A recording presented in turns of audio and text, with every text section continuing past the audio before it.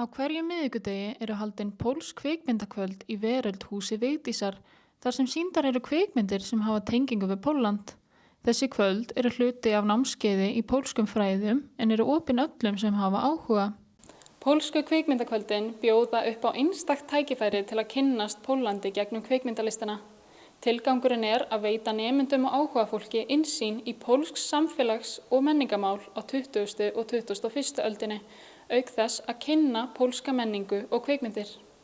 Flestir gestir kvikmyndakvöldana eru nemendur í pólskum fræðum, sem eru að mestu leyti Íslendingar.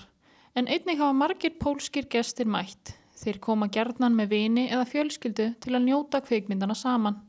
Kvikmyndirnar eru yfirleitt á pólsku með enskum texta og tengjast sögulegum tímabilum í Póllandi, svo sem seinni heimsstyrjöldinni eða tíma kommunismans.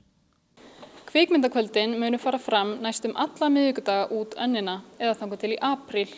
Næsta kvikmyndadagskrá þann 5. mars er Black Thursday, kvikmynd frá 2011 mannskæð mótmæli sem brutust út í Póllandi árið 1970 vegna verðhækkunar á nauðsynjavörum.